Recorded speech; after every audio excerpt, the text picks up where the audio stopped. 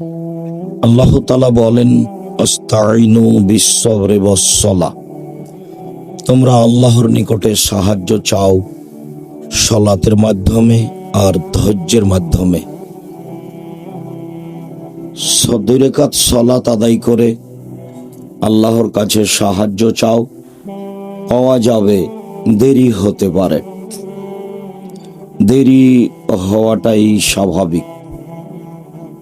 যারা বিপদে পড়ে সাহায্য চেয়েছেন তাদের সাহায্য পেতে দেরি হয়েছে।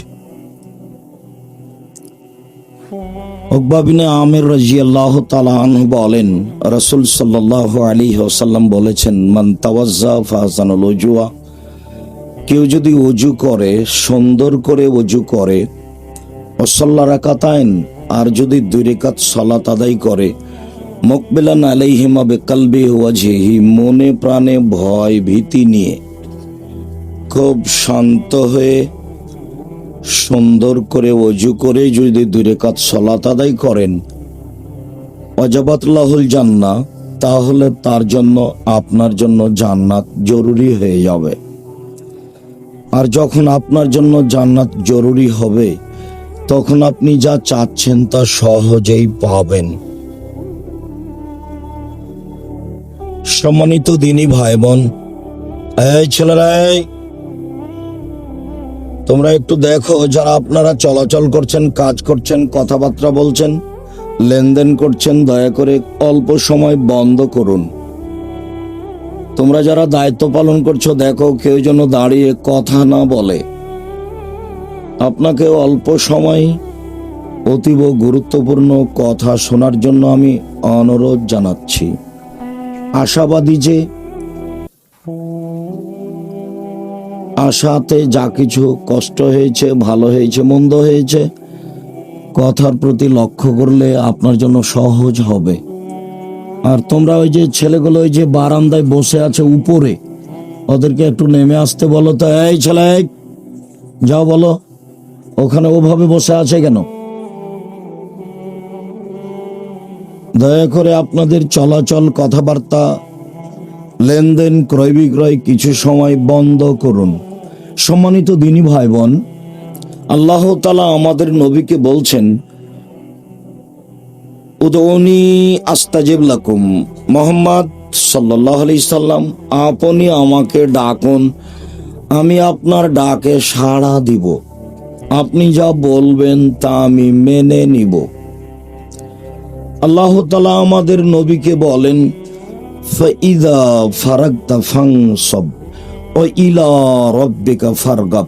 মুহাম্মদ সাল্লাল্লাহু আলাইহি সাল্লাম, আপনি যখন দুনিয়াবি কাজ থেকে অবসর হবেন, তখন আপনি ইবাদতে কঠোর শ্রমে আত্মনিয়োগ করুন।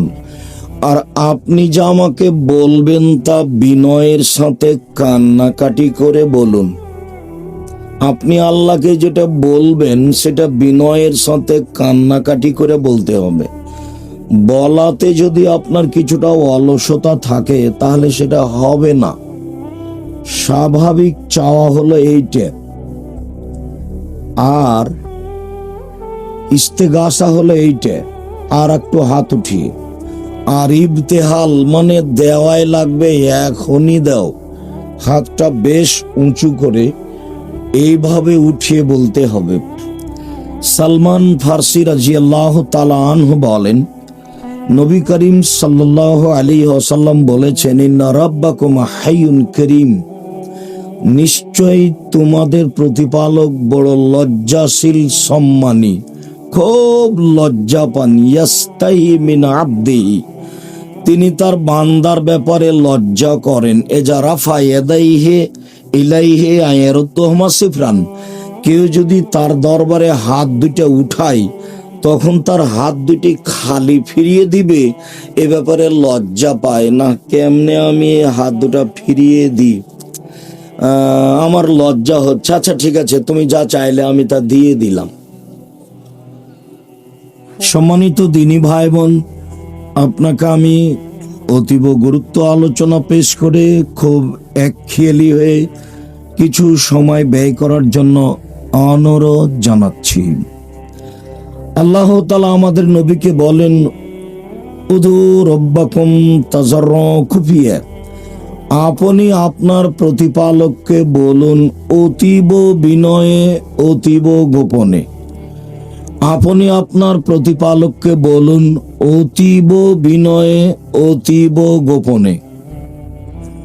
আল্লাহ তাআলা আমাদের নবীকে বলেন উযকুর রাব্বাকা ফি নাফসিক, আপনি আপনার প্রতিপালককে ডাকুন মনে মনে। তাজাররুআন খিফা, অতীব গোপনে, অতীব বিনয়ে। ওয়াদুনাল জাহরি মিনাল কওলে, সরবে নয় নীরবে, সরবে নয় নীরবে। বিল গুদবে ওয়াল আসাল, সকালে ডাকুন বিকেলে ডাকুন। সূর্য ডুবার পূর্বে বলুন, সূর্য ওঠার পূর্বে বলুন। সকালে সন্ধ্যায় মনে মনে, অতীব গোপনে, নীরবে বলুন আপনি কি বলতে চাচ্ছেন।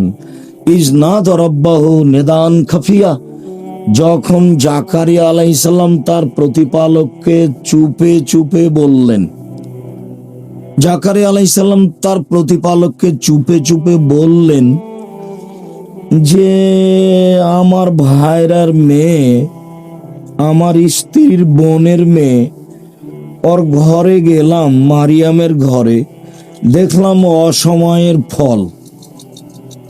তো আমি বললাম, মারিয়াম এগুলো কোথা থেকে এসেছে? তো মারিয়াম বলল, হাজা মিন ইনদিল্লাহ, এটা আল্লাহর পক্ষ থেকে এসেছে।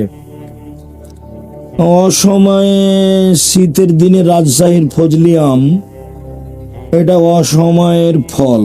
তো তোমার কাছে অসময়ের ফল এটা কিভাবে হলো? এটা আল্লাহর পক্ষ থেকে।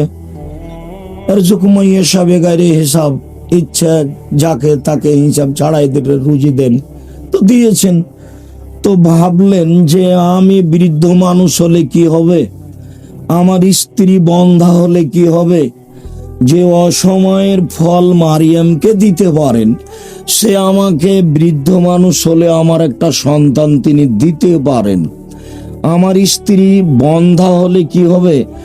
এখন তিনি গোপনে চুপে চুপে আল্লাহকে বলছেন, প্রতিপালক আমার মাথার চুল পেকে গেছে, আমি বৃদ্ধ মানুষ, আমার হাড় হাড্ডি দুর্বল হয়ে গেছে, আমি বৃদ্ধ মানুষ, আমার স্ত্রী বন্ধা, বাচ্চা দিতে পারে না, কিন্তু তোমার কাছে চাইলে যে মানুষ নিরাশা হয় না, যেহেতু নিরাশা হব না এই আশাতে বলছি তুমি আমাকে একটা সন্তান দাও।